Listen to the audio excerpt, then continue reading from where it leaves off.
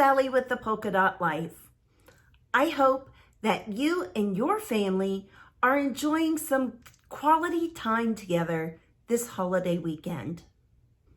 I want to pay respect and remembrance to those who gave their lives for me so that I could have freedom with my family and freedom to practice my faith as I see fit. Today we are going to look at a background stamp, and it is found on page 106 of the catalog, and it is called Daisy Garden. Background stamps are really versatile. You can use them in all different kinds of ways, and we will take a look at a few of those today. So let's flip the camera down and get started. Today we are going to be working with the Daisy Garden stamp. And I want to say set, but it's really just one stamp. It is a background stamp, and you can do all kinds of things with background stamps. They don't always have to just be the backgrounds. I love to use them as the background, and this one is kind of different. Some background stamps, like this tie-dye one, or some of the other ones are just kind of in the background sometimes, but I'm only scratching the surface today of what you can do with it, but it's on page 106 of the new annual catalog, and I think that you don't really get a full-on view necessarily of what you can do. I love that they took this and stamped it onto designer series paper, and I wanted to point that out to you as an option because I didn't do that today, but I think that's lovely. I have a few other cards to show you at the end of the video, so I hope that you stick around. And you also, when you're using a background stamp, you almost have to have a stamparatus. You could do it without, you'd almost have to put it on a stamp case. It's so big. I mean, I have big hands, and it's very, very large.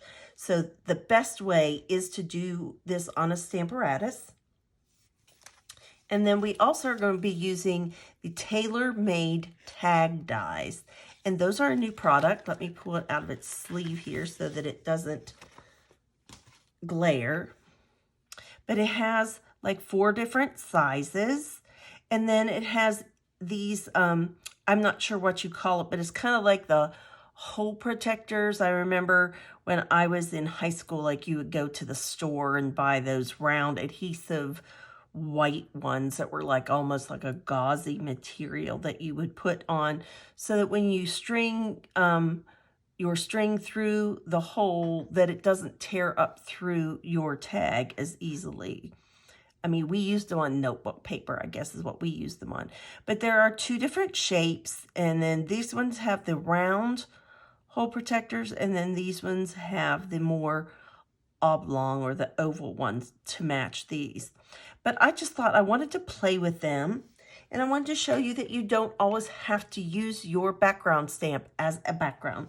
Okay, I switched the plate around on this. I forgot that I kind of had put it in this way. And I need to clean my stamparatus with some nice spray because I've been working with it a lot, and it has gotten quite dirty.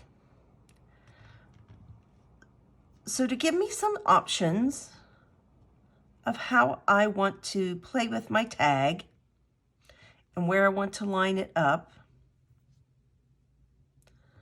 I'm going to kind of put it like this. I want to have a little bit of a headspace to it.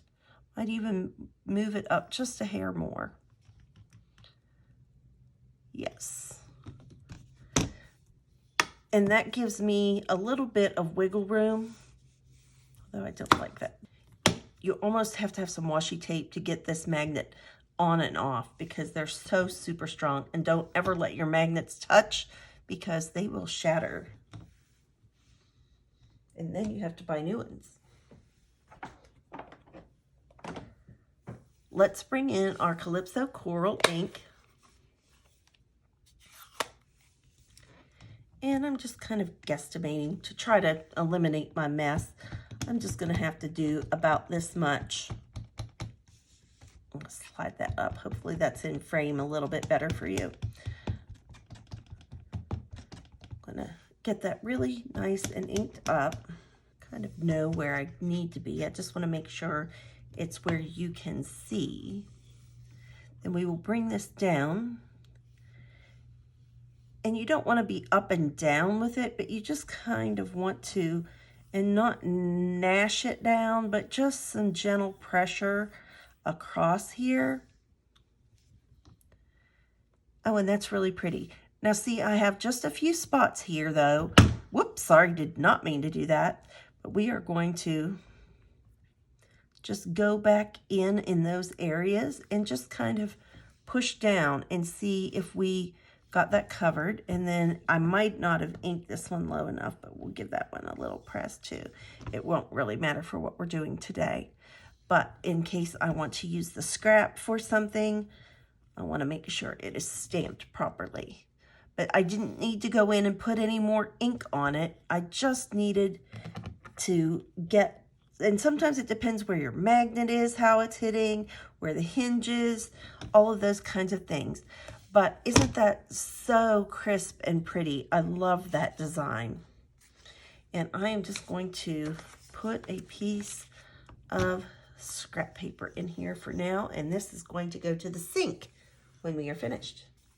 Okay, then I used the large die and I cut out a piece of Calypso coral already.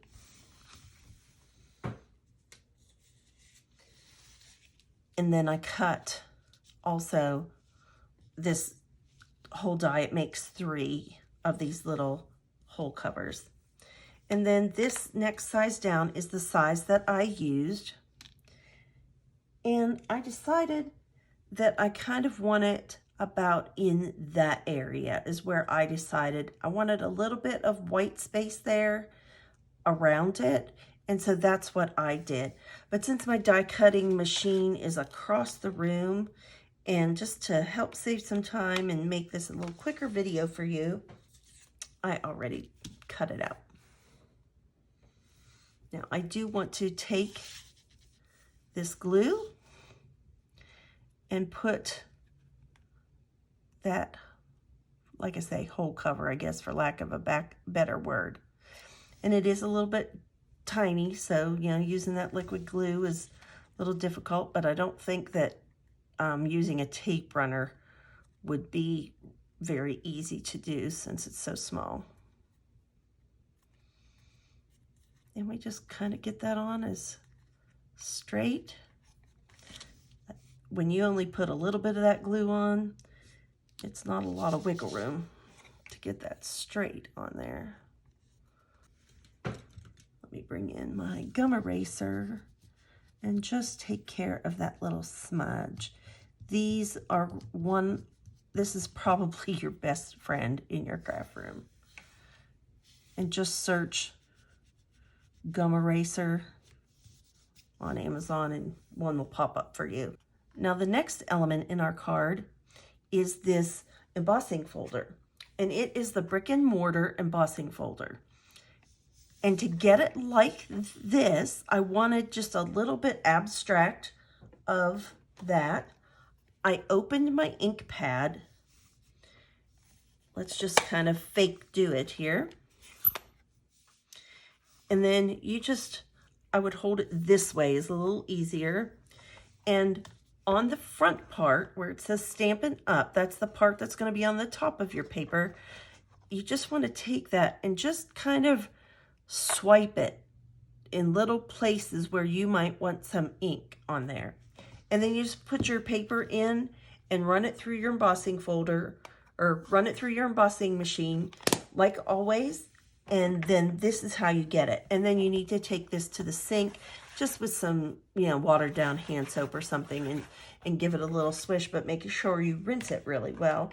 But that way it cleans it up. And then I stamped and cut out this Happy Birthday, which is from the Fine Art Floral suite of products. I have a basic white card base. And then we're just going to layer this up. It's just a quick and easy card, but I think it's going to be really cute. I haven't made one of these up yet. I just kind of had this idea in my head, and So let's go ahead and give it a try. You could put this up with dimensionals also if you want to. But remember, when you have something embossed, you want to make sure to use a strong adhesive. So you need to either use Seal Plus or you need to use the liquid glue. And you kind of have to be a little bit generous with it on this one. So we're just going to put this on. And you could even add a layer of Calypso Coral cardstock behind this if you wanted. I kind of just like the white feel of it since I did the color on the bricks. And you know, even if you decided you wanted a little hint of another color in these places, I wouldn't mix them when it's wet, but after it's embossed, you could kind of drag another color lightly across there if you wanted to. And I think we're just going to put that right up against the end. So let's get some liquid glue. And we're just going to bring this piece in and layer it right on top here. Make sure I don't get that in there.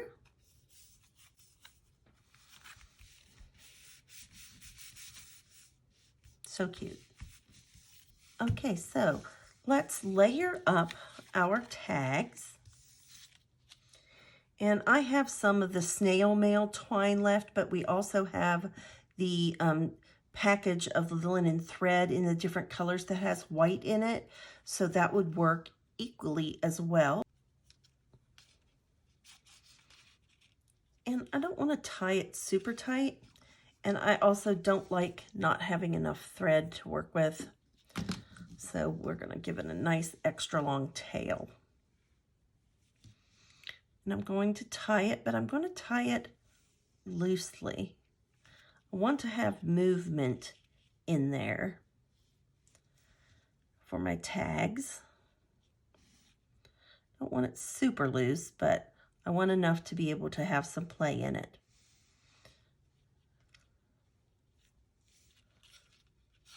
So like that. And then we're just going to put our bow on. And my hands are super sticky today. I have been doing a lot of crafting, and so they have lots of varying types of adhesive on them. And I think I actually like this having a larger bow. Not usually a large bow person, but let's just kind of give this, it's just needing to get some of that bend from the spool off of there. But I kind of like, I think, that it's a little larger and that it's just kind of hanging there. I do. So I'm just going to cut this off the spool and we will straighten that up here in just a minute. Now I just have to decide kind of where I want to place this and how I want to place it. Like I say, I like this having some movement in it. So I think we're going to try to hang it by this knot. And we'll shoot for right about here on our card.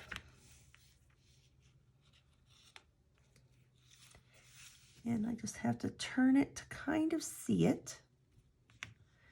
And this might help me with my loop issue a little bit. Now it may hold this darker one in place a little bit. So if I want to press that down to where it's kind of that way, I can do that. Or I can even add some behind it. Let's see. I think it's hard to see, but it's just enough shine that you can see that. And you know, I kind of like that. So I might even put another little bit of that Seal Plus just to make sure that that stays on there. I mean, I'm trusting in that adhesive, but I'm not foolish enough to think that that little bit is going to hold that on, especially if it goes through the mail. Let's put a little bit more of that down there.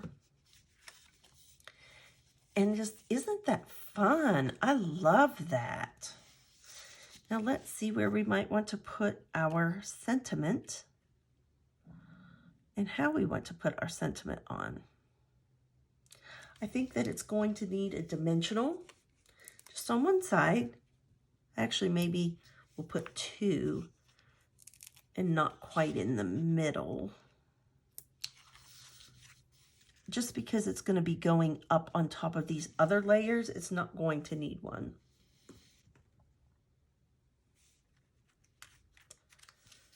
And so let's just pop these off with our fingers today because it's fast. Let's put a line of adhesive here and a little bit on our dimensionals, just so we can work with keeping things straight, especially when you're doing it on two separate layers. Let's just kind of, I think I want to just kind of center it over that.